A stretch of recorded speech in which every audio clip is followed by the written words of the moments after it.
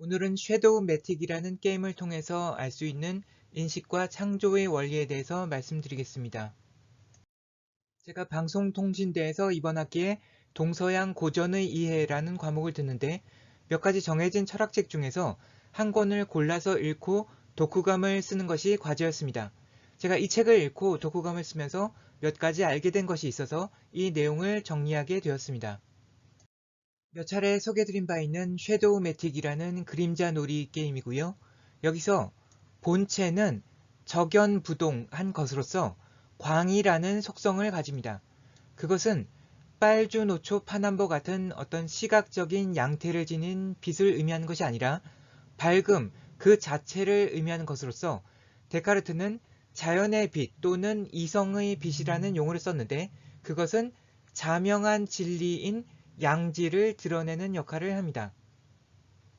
여기서의 물체, 대상은 나의 내부, 마음속에 있는 것으로서 관념, 이데아에 해당하며 이 빛을 받으면은 자명하게 드러나는 공리와 더불어서 내가 스스로 정의 내린 것들을 포함합니다.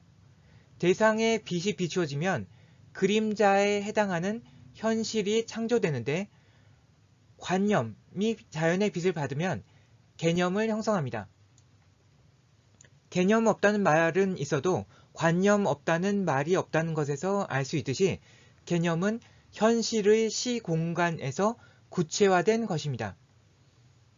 공리와 정의가 자연의 빛을 받으면 정리가 창조되는데 스피노자의 에티카 책이 바로 그런 구도로 만들어진 것으로 생각됩니다.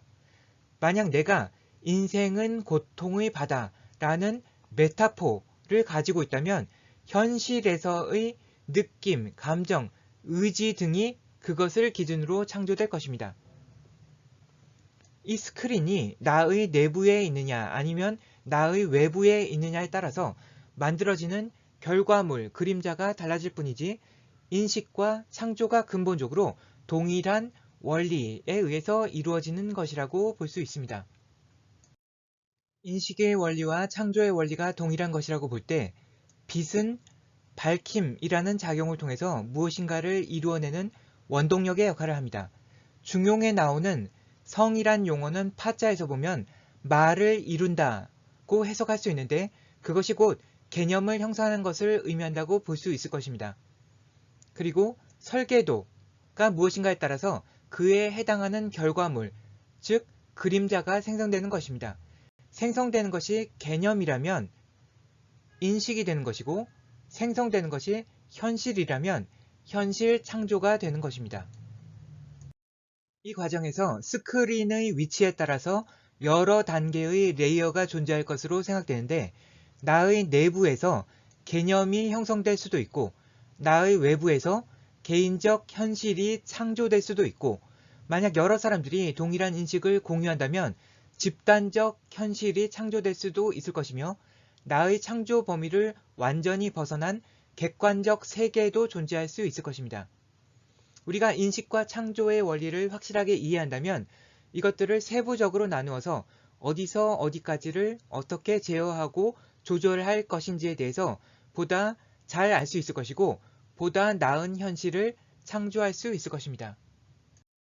지금까지 살펴본 바에 의하면 이러한 과정에서 우리가 제어하거나 조절할 수 있는 요소가 최소한 두 가지가 있는데 하나는 빛이고 또 하나는 관념, 즉 마음속의 설계도입니다.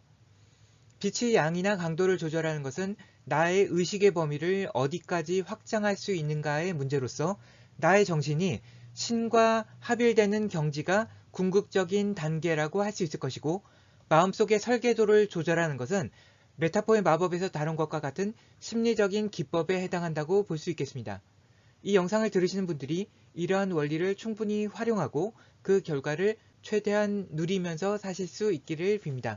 들어주셔서 감사합니다.